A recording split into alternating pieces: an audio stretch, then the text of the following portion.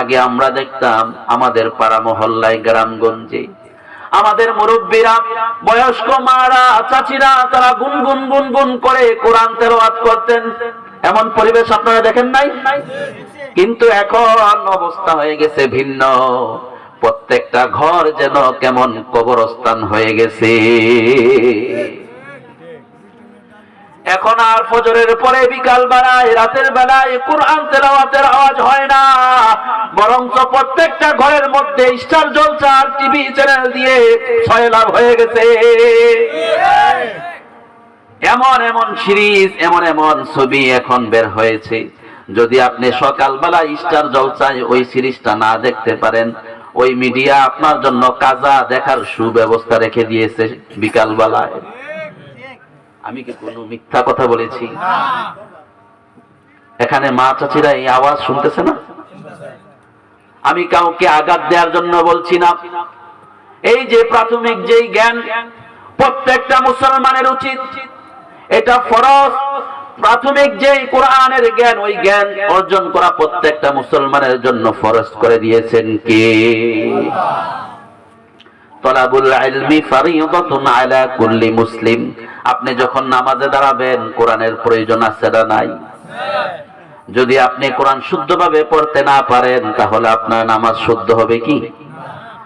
এই জন্য দরবারের মধ্যে আপনি যদি যেতে চান, কোন দরবারের মুরিদ হতে চান, কোন পীরের মুরিদ হতে চান, কোন খানকায় যদি আপনি সময় দিতে চান, তাহলে অবশ্যই আপনাকে দেখতে হবে ওই দরবার যিনি পরিচালনা করছেন যে পীর সাহেব, ওই পীর সাহেব শুদ্ধভাবে কোরআন তেলাওয়াত করতে পারে কিনা। এমন এমন পীর আছে যাদের মুখে দাড়ি নাই, আছে না নাই? আপনাদের সমাজে নাই, বাংলাদেশে আছে। আমি ঢাকা মোহাম্মদপুরের কথা বলছি। এখানে মোহাম্মদপুরের অনেক মুসল্লি আমি দেখতে পেয়েছি।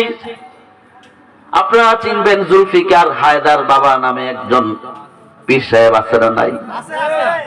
আপনারা চিনেছেন? তার মাজার এখন আছে না নাই? যারা চিনেন নাই তাদেরকে একটু বলি, তিনি 40 বছর গোসল করেন না। নাউজুবিল্লাহ, একটু আসতে বললেন। তিনি 40 বছর গোসল ছাড়া ছিল। তার মাথার চুল বড় হতে হতে জট লাগতে লাগতে পায়ের তলায় তার নখগুলো ছিল এয়া বড় বড়, যে রাস্তা দিয়ে যেত 2-3 দিন দুর্গন্ধে কেউ থাকতে পারতো না। মানুষ যে তার পিছনে হুমড়ি খেয়ে পড়তো, কি যে পাইছে। আল্লাহ হেদায়েত দান করুন, সকলে বলি আমিন। আবার ল্যাংড়া বাবাও আছে, আমি শুনেছি বিবারিয়াতে আছে ল্যাংড়া বাবা। কি বাবা? তার মুরিদদেরকে জিজ্ঞাসা করা হলো, তোমরা তার পিছনে কেন যাচ্ছ? তার ভিতরে তোমরা কি পেয়েছো? তার ভিতরে অনেক আছে। আরে ভাই, তার ভিতরে যা আছে শব্দ সে প্রকাশ করে দিয়েছে নাকি? মানুষের আকল, মানুষের বুদ্ধি যদি এভাবেই পচন হয়ে যায়, তাহলে কিভাবে সে অগ্রসর হবে দুনিয়া এবং আখিরাতে, কিভাবে সে সফল হবে? এই জন্য আল্লাহ বলেছেন, জ্ঞানী লোক তারাই যারা আল্লাহকে স্মরণ করে। কিভাবে স্মরণ করবে? আকল দিয়ে স্মরণ করতে হবে। আকল দিয়ে স্মরণ করতে হবে, বিবেক বুদ্ধি দিয়ে স্মরণ করতে হবে। মানুষকে চিনে তার কাছে যেতে হবে। যদি আপনি পীরের মুরিদ হন, তাহলে ওই পীরকে ভালোভাবে দেখতে হবে, যাচাই বাছাই করে যেতে হবে। ঠিক নয় কি? এই জন্য আল্লাহ তাআলা বলেছেন, জিকিরের প্রথম অর্থ এখানে কি নিয়েছেন মনে আছে কি? আল কোরআন। জিকিরের প্রথম অর্থ কি নিয়েছেন? আল কোরআন। জিকিরের দ্বিতীয় অর্থ হলো উপদেশ। কি? জিকিরের দ্বিতীয় অর্থ হলো কি? উপদেশ। আল্লাহ বলেন, ফাযাক্কির বিল কুরআনি মান ইয়াখাফু ওয়াঈদ। আল্লাহ তাআলা বলেন, কথা বলেন, হে নবী, আপনি মানুষকে কোরআন দ্বারা উপদেশ দান করুন। কি? কি দিয়ে? আল কোরআন দিয়ে মানুষকে উপদেশ দিন। জিকিরের তৃতীয় নাম্বার অর্থ হলো নামাজ। আমি সংক্ষেপে যাচ্ছি। জিকিরের তৃতীয় নাম্বার অর্থ কি? নামাজ। আল্লাহ বলেছেন, ইয়া আইয়ুহাল্লাযীনা আমানু ইযা নুদিয়া লিস-সালাতি মিন ইয়াউমিল জুমআহ ফাসআউ ইলা যিকরিল্লাহ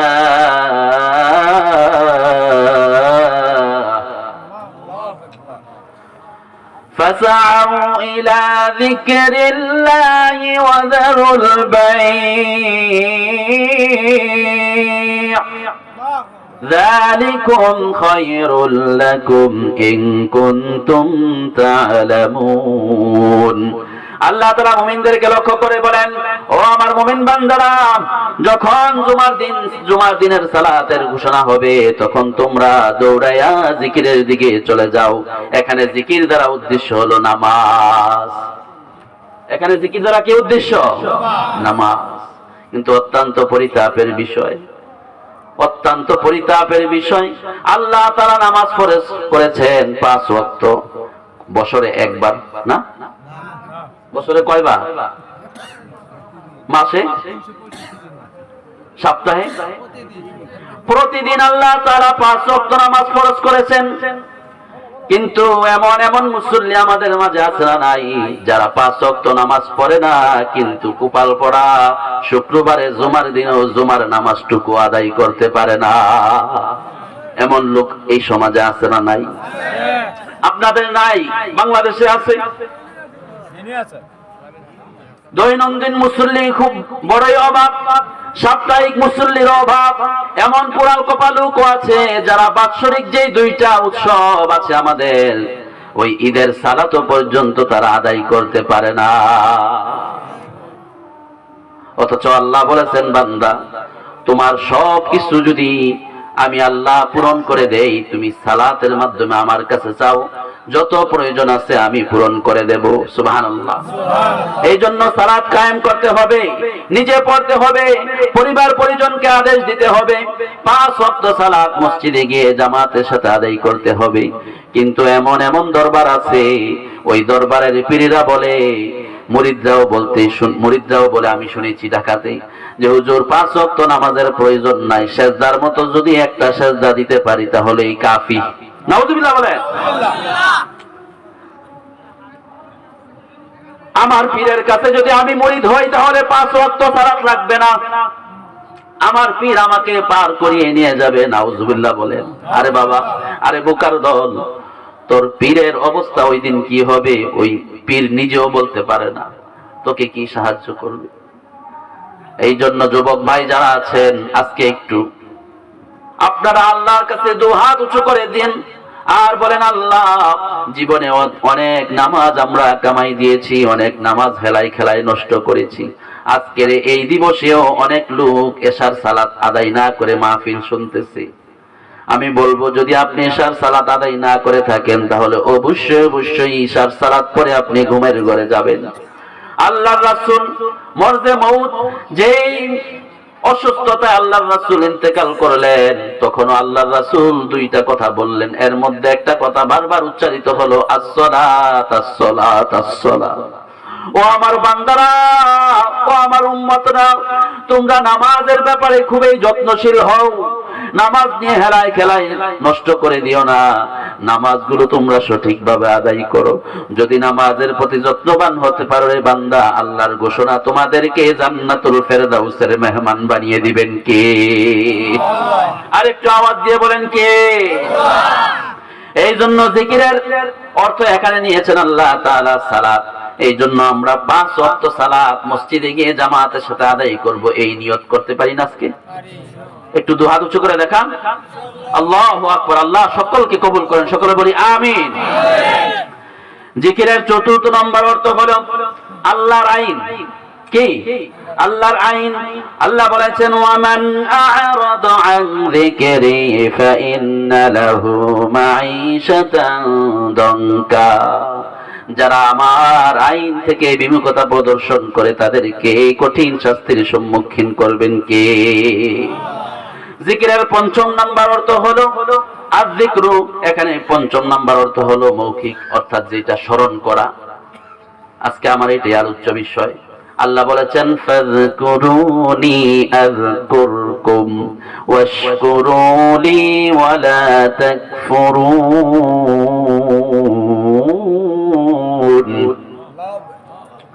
আল্লাহ বলেছেন, বান্দা তুমি যদি আমাকে স্মরণ করো রে বান্দা, আমি তোমাদেরকে স্মরণ করব।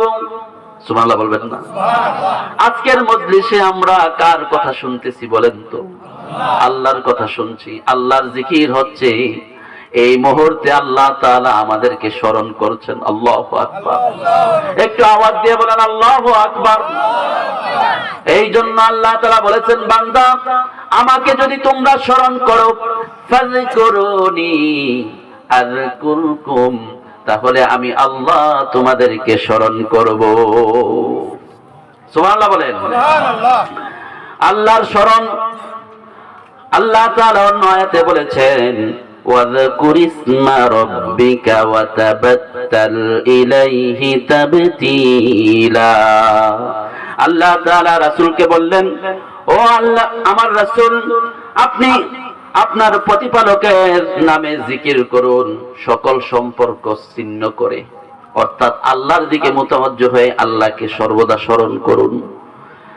এভাবে আমরা আমাদের দিলের প্রশান্তি যদি পেতে চাই, দিলের খোরাক হলো জিকির। কি বলেন? দিলের খোরাক কি? জিকির। আলা বিযিকরিল্লাহি তাতমাইন্নুল কুলুব। আল্লাহু আকবার। আল্লাহ তাআলা বলেন, যারা আমার জিকির করবে না, আমাকে স্মরণ করবে না, তাদের ব্যাপারে আল্লাহ বলেছেন, وَمَن يَعْشُ عَن ذِكْرِ الرَّحْمَنِ نُقَيِّضْ لَهُ شَيْطَانًا فَهُوَ لَهُ قَرِينٌ।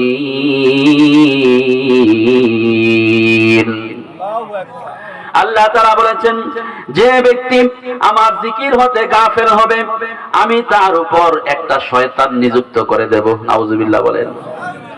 যদি আমরা আল্লাহর জিকির না করতে পারি, আল্লাহকে যদি স্মরণ করতে না পারি, তাহলে আমাদের উপর শয়তানকে আল্লাহ চাপিয়ে দিবেন। নাউজুবিল্লাহ। আর শয়তানের কাজ কি? সে কি ভালোর দিকে নিয়ে যাবে না খারাপের দিকে? বলেন একটা আওয়াজ দিয়ে, শয়তানের কাজ কি? সে পথ দেখাবে হেদায়েতের নাকি গুমরাহির? একটু আওয়াজ দিয়ে বলেন। এই জন্য আল্লাহ বলেছেন, ও আমার বান্দারা, আমার স্মরণ তোমরা অবধারিত করে নাও, সর্বাবস্থা আমাকে স্মরণ করবে। যদি আমার স্মরণ থেকে তোমরা বিমুখতা প্রদর্শন করো, যদি গাফেল হয়ে যাও, তাহলে তোমাদের উপর শয়তান চাপিয়ে দেব। ওই শয়তান তোমাদেরকে পথভ্রষ্ট করে দিবে। এই জন্য শয়তান সর্বদা সুযোগ খোঁজে যে কখন জিকির ছাড়া সময় পায়, তখনই সে হামলাটা দেয়। তখনই কি করে? হামলা দেয়। আর যদি আমি সর্বাবস্থায় জিকির করতে পারি, হাদিসের মধ্যে আল্লাহর রাসূল চমৎকার কিছু হাদিস উল্লেখ করেছেন। যারা জিকির করবে আর যারা জিকির করবে না, তাদের দৃষ্টান্ত দিয়েছেন। আল্লাযীনা ইয়াযকুরুনাল্লাহ ওয়াল্লাযীনা লা ইয়াযকুরু রাব্বা মাসালুল হাইয়্যি ওয়াল মাইয়্যিতি। যারা জিকির করবে তারা হলো জীবিত, আর যারা জিকির করবে না তারা হলো মৃত। নাউজুবিল্লাহ বলেন।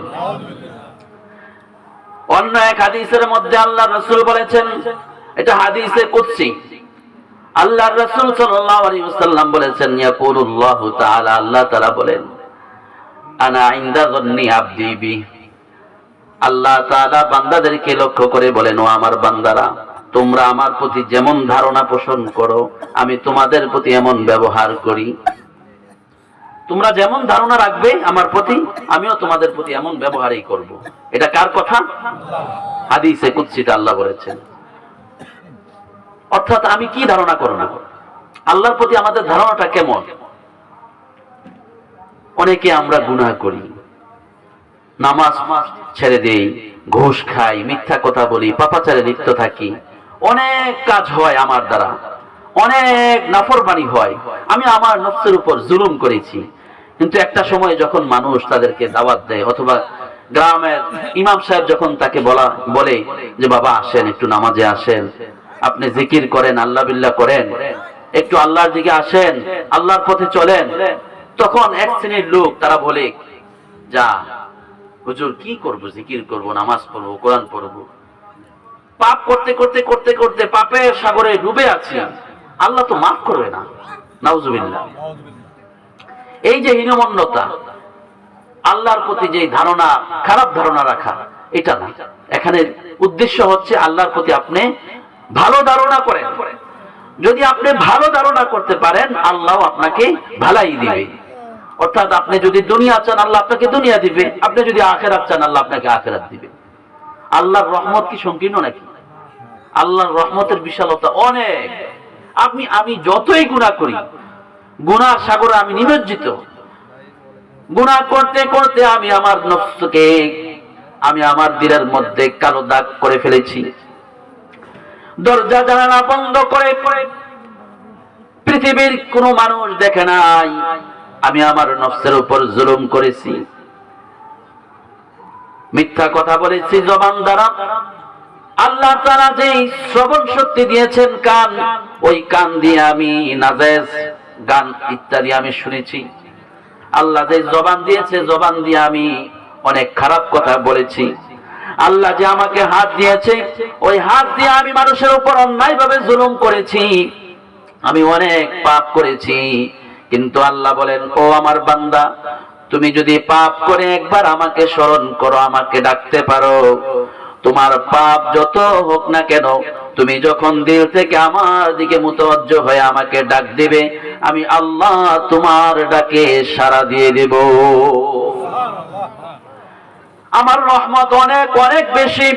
বান্দা, তোমার গুনার একটা নির্দিষ্ট পরিমাণ আছে। তুমি গুনাহ করতে করতে করতে করতে এমন পরিমাণ গুনাহ করেছো, আসমান জমিন তুমি গুনাহ দ্বারা পূর্ণ করে ফেলেছো। কিন্তু আল্লাহর রহমতের বিশালতার কোনো শেষ নাই, আছে নাকি? আল্লাহ বলেছেন, কুল ইয়া ইবাদিয়াল্লাযীনা আসরাফু আলা আনফুসিহিম الذين أسرفوا على أنفسهم لا تقنطوا من رحمة الله لا تقنطوا من رحمة الله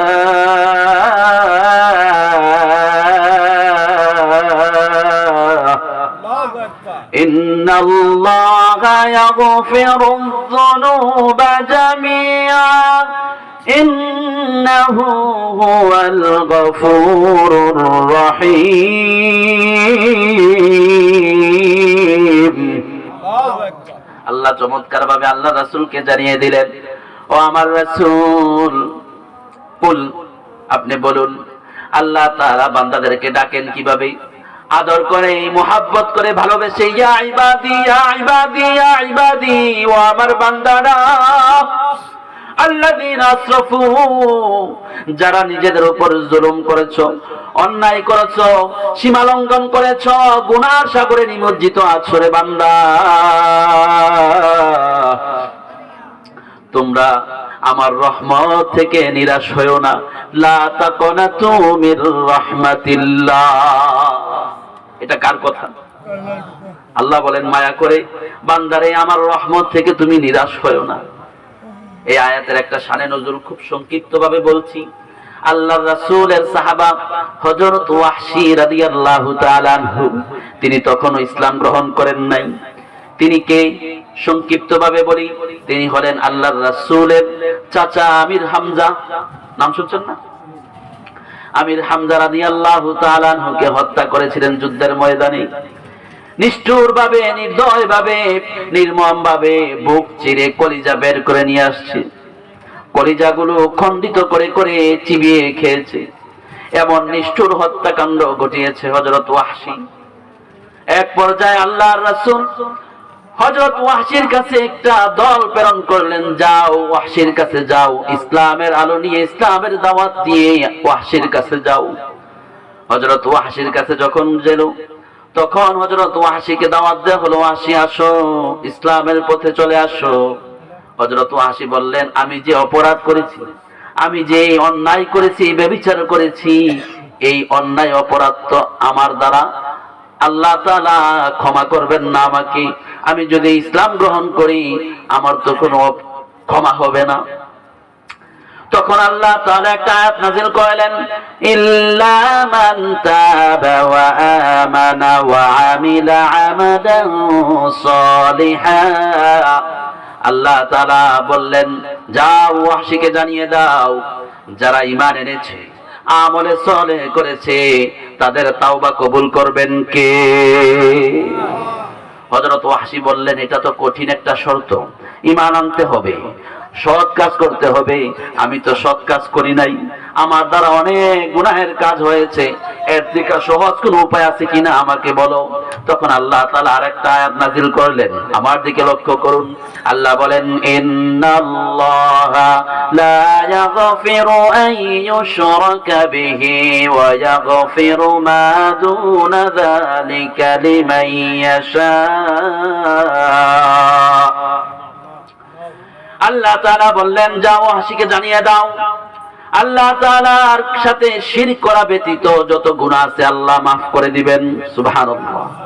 যারা আল্লাহর সাথে শিরক করবে, ওই মুশরিকদেরকে আল্লাহ ক্ষমা করবেন না, যদি তারা ওই শিরকের উপর মৃত্যুবরণ করে।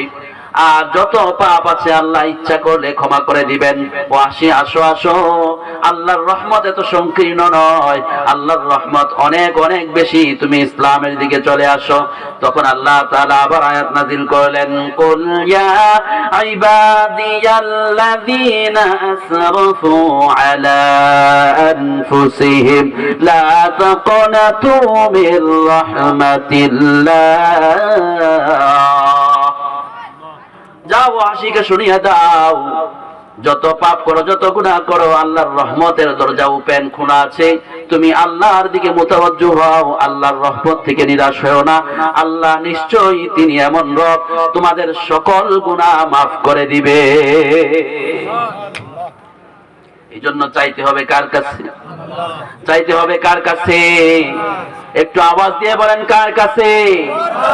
সুখে দুঃখে সব জায়গায় চাইবো কার কাছে? সবচাইতে বেশি মহব্বত করেন তিনি কে? তুমি রহমান, তুমি মেহেরবান। আমার সাথে, তুমি রহমান, তুমি মেহেরবান।